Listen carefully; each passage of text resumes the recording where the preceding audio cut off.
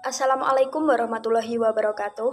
Kami dari kelompok 1 akan memaparkan materi mengenai konsep dasar sosiologi. Sebelumnya, perkenalkan saya Alfia Sri Murni Wulandari, NIM A510210259. Lalu rekan-rekan saya diantaranya yaitu Ani Listianingsih, NIM A510210257, Mira Mahertandi, NIM A510210258, Desvita Kurnianingrum, NIM A510210260, Rofi Anwar Saputra, NIM A510210261, dan yang terakhir adalah Cici Holifatul Laili, NIM A510210262. Baiklah, langsung saja. Mari kita simak pemaparan materi dari kelompok 1. A. Berdasarkan etimologi secara kebahasaan, nama sosiologi berasal dari kata sosial yang berarti kawan dan logos yang berarti ilmu. Sosiologi berarti ilmu yang mempelajari tentang interaksi manusia di masyarakat. Hubungan antar manusia dalam masyarakat disebut hubungan sosial. B. Definisi sosiologi menurut Pak Ali. Secara umum, sosiologi dapat diberi batasan sebagai studi tentang kehidupan sosial manusia. Berikut dikemukakan definisi sosiologi dari beberapa ahli, antara lain A. Brown and Brown. Sosiologi secara kasar dapat didefinisikan sebagai studi ilmiah tentang interaksi umat manusia. B. Roger dan Warren mendefinisikan sosiologi sebagai ilmu yang mempelajari hubungan antar manusia dalam kelompok. B. Pitrim A. Sorogin menyatakan bahwa sosiologi adalah ilmu yang mempelajari hubungan dan pengaruh timbal balik antara aneka macam gejala sosial, hubungan dan pengaruh timbal balik dari semua jenis gejala sosial terjadi dalam masyarakat. D. Selo Sumarjan dan Sulaiman Sumadi. Sosiologi merupakan ilmu masyarakat yang mempelajari struktur sosial dan proses sosial termasuk perubahan sosial. Dari definisi di atas dapat ditarik kesimpulan sebagai berikut. 1. Ada manusia yang hidup bersama. 2. Hidup bersama untuk waktu yang cukup lama. 3. Mereka sadar bahwa mereka merupakan satu kesatuan. 4. Mereka merupakan satu sistem hidup bersama. Ruang lingkup sosiologi. Sosiologi adalah kajian mengenai masyarakat dan dampak yang ditimbulkan dari hubungan antar masyarakat. Atas dasar ini pula, sosiologi terus-menerus mengalami perkembangan baik dalam kajian maupun penelitian. Berikut ini merupakan beberapa ruang lingkup sosiologi, antara lain. 1. Sosiologi mempelajari hubungan timbal balik antara individu yang satu dengan individu yang lainnya. Sebagai contohnya, kita melihat seorang pemimpin dan pengikut yang memiliki interaksi yang khas. Setiap mereka bertemu, setelah pengikut selalu menundukkan pandangannya dan melaksanakan titah pemimpinnya. Fenomena interaksi dua orang ini sudah bisa menjadi objek kajian sosiologi. Kedua, sosiologi mempelajari hubungan antara individu dengan kelompok. Sebagai contohnya, peran sosial seorang ayah yang memilih bekerja di kantor atau seorang ibu yang memilih bekerja di rumah. Bila untuk memainkan peran sosiologi dipengaruhi oleh pandangan mereka tentang bagaimana membangun keluarga. Atau ayah atau ibu merupakan individu, sedangkan keluarga adalah kelompok. Ketika sosiologi mempelajari hubungan antar kelompok yang satu dengan kelompok yang lainnya. Keempat, sosiologi mempelajari karakteristik atau ciri-ciri kelompok sosial yang kegunaan dari sosiologi yang pertama yaitu dapat digunakan sebagai alat dan sarana untuk memahami orang tertentu seperti petani, pedagang, pekerja, dan lain-lain. Yang kedua, sebagai alat untuk memahami struktur masyarakat pada pola interaksi dan stratifikasi sosial. Yang ketiga, hasil kajian sosiologis kondisi sosial dapat digunakan sebagai dasar perumusan kebijakan oleh pemerintahan, badan dunia, dan lain-lain. Yang keempat, hasil kajian sosiologis dapat digunakan untuk memecahkan masalah sosial. Yang kelima, data masyarakat dapat digunakan untuk merencanakan dukungan kegiatan pembangunan, mulai dari pelaksanaan hingga hasil proses evaluasi. Selanjutnya, tujuan sosiologi yaitu yang pertama, dengan mempelajari ilmu sosiologi, orang dapat melihat lebih jelas siapa dirinya dan kelompoknya. Yang kedua, sosiologi membantu orang untuk memeriksa tempat atau posisi kita dalam masyarakat dan untuk melihat budaya lain yang tidak kita kenal. Yang ketiga, dengan bantuan sosiologi, orang akan lebih memahami norma, kepercayaan, tradisi, dan nilai-nilai yang digunakan oleh masyarakat lain dan akan memahami tentang perbedaan. Yang keempat, menjadikan masyarakat lebih reaktif, lebih rasional, dan lebih kritis dengan fenomena sosial masyarakat yang semakin kompleks akhir-akhir ini. Dan mampu mengadopsi sikap dan tindakan yang tepat.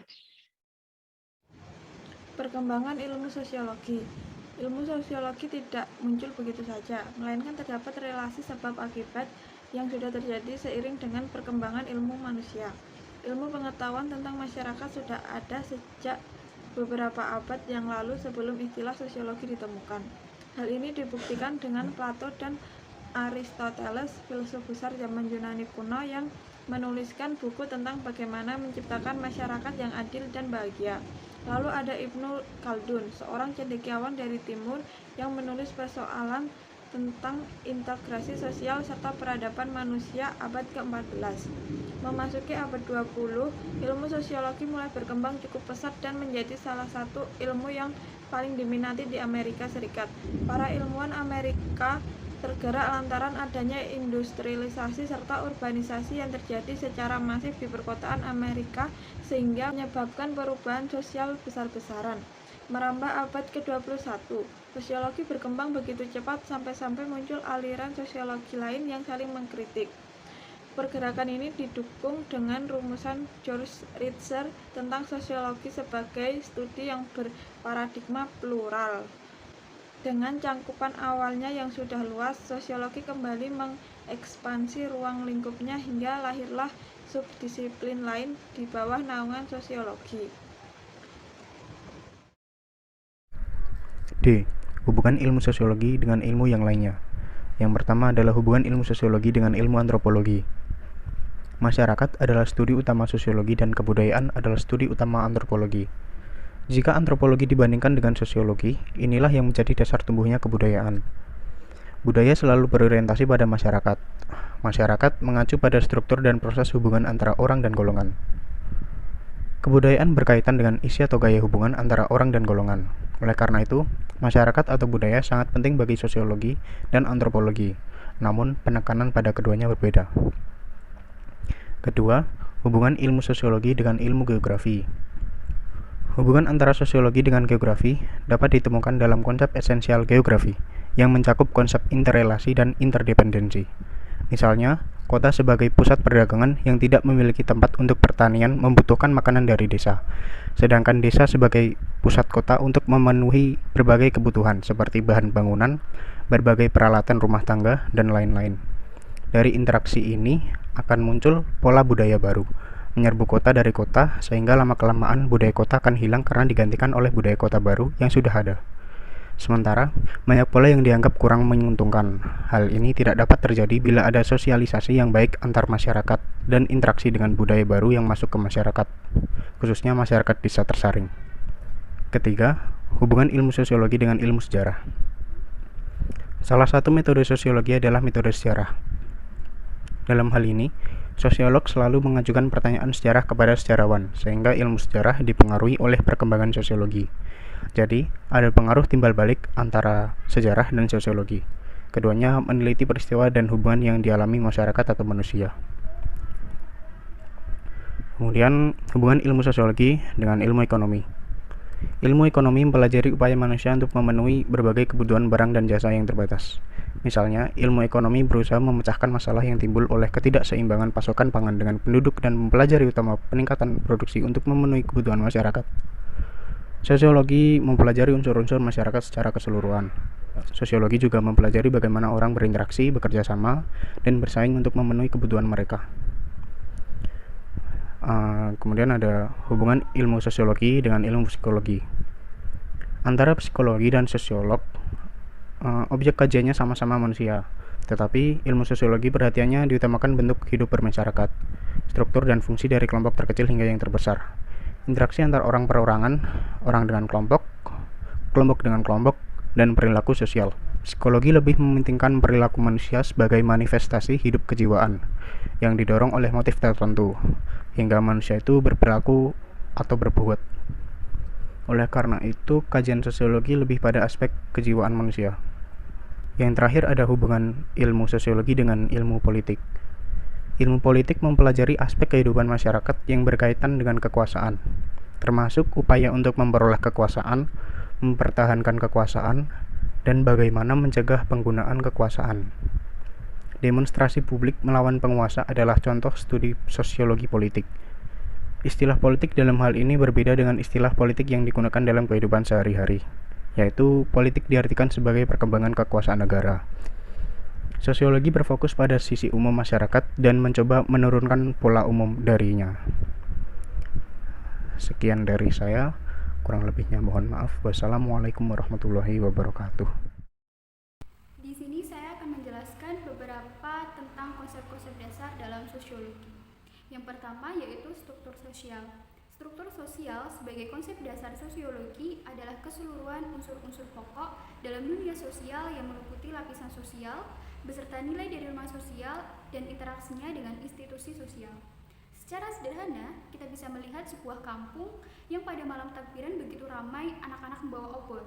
Kita bisa katakan bahwa struktur sosial masyarakat di kampung itu didominasi Muslim yang menjalankan tradisi takbiran pada malam Lebaran. Seperti yang saya sampaikan sebelumnya, struktur sosial mencakup nilai dan norma. Nilai dan norma bisa terinspirasi dari agama yang mengatur kehidupan masyarakat, termasuk bagaimana tradisi suatu masyarakat dipraktikkan. Yang kedua, lembaga sosial. Lembaga sosial atau institusi sosial atau peranata sosial dalam konsep dasar sosiologi adalah suatu sistem yang menunjukkan keterjalinan antara nilai dan norma untuk mewujudkan kehendak sosial atau menjalankan fungsi sosial. Contoh lembaga sosial dalam sosiologi adalah keluarga. Keluarga merupakan unit terkecil dari institusi sosial. Dalam keluarga terjalin nilai dan norma yang diorientasikan untuk menjalankan fungsi-fungsi dalam keluarga. 11. Hubungan individu dengan masyarakat. Biasanya masyarakat yang membentuk sebuah kebudayaan, kebiasaan baru, dan adat yang secara mandiri terbentuk. Proses terbentuknya ini karena adanya hubungan-hubungan antara sesama individu dan masyarakat di dalamnya membaur menjadi kesepakatan. 12. Fakta sosial. Kesadaran yang ada pada diri seseorang, baik secara material maupun non-material, perlu diketahui bahwa fakta sosial selalu ada pada masa lalu, sekarang, dan masa yang akan datang.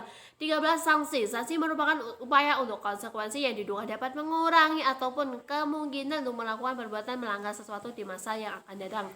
14. Permasalahan sosial. Kejadian ini merujuk pada suatu keadaan yang tidak diinginkan, di luar kendalanya, tidak adil, berbahaya, dan dalam pengertian tertentu mengancam kehidupan masyarakat. 15. Penyimpangan. Dalam sosiologi, istilah penyimpangan memang selalu tidak jelas bagi para sosial. Oleh karena itu, setiap sosiologi punya pemahaman sendiri atas istilah tersebut. Namun bagi kaum sosiolog, untuk mengaji beberapa perilaku yang dianggap aneh dapat memenuhi kebutuhan untuk memuaskan rasa ingin tahu. Memahami hal-hal aneh merupakan alasan yang sahih bagi sosiolog untuk mengadakan kejadian ilmiah atas istilah tersebut. Teori-teori dalam ilmu sosiologi. Beberapa di antaranya yaitu teori fungsionalisme struktural. Teori ini mengajarkan bahwa masyarakat terdiri dari sistem yang tersusun struktural bersama peran masing-masing, sehingga hasil dari berjalannya sistem ini bisa menciptakan tatanan stabilitas sosial. Di teori ini sendiri, institusi sosial akan bertahan jika fungsinya dapat berjalan dengan baik. Jika terjadi masalah, sistem sosial akan kacau, sehingga komunitas mengalami disorganisasi. Contoh dari teori ini sendiri yaitu kewajiban membayar pajak. Karena uang hasil dari membayar pajak tersebut akan digunakan untuk kepentingan bersama, seperti pembangunan infrastruktur, ekonomi, dan lain sebagainya yang dikelola oleh negara. Yang selanjutnya yaitu teori pertukaran sosial, di mana teori ini menganggap bahwa seorang atau individu merupakan makhluk rasional yang berperilaku atas pertimbangan kalkulasi rasional. Dan untuk contoh dari teori ini sendiri yaitu ketika kita mengajak seseorang untuk berkencan tapi ditolak, atau bahkan sampai ditertawakan oleh teman-teman kita. Yang ketiga yaitu teori globalisasi, di mana globalisasi adalah adanya suatu kecenderungan historis yang sangat menonjol sehingga menghasilkan satu kesatuan yang disebut dunia tunggal. Banyak perhatian tertuju pada globalisasi karena dampak yang ditimbulkan oleh globalisasi begitu besar bagi kehidupan masyarakat di seluruh dunia, terutama bagi negara berkembang seperti Indonesia. Contoh dari teori ini yaitu aksi memberi bantuan kepada korban bencana alam, yang seperti contohnya yaitu saat terjadi bencana alam tsunami di Aceh pada tahun 2004 silam.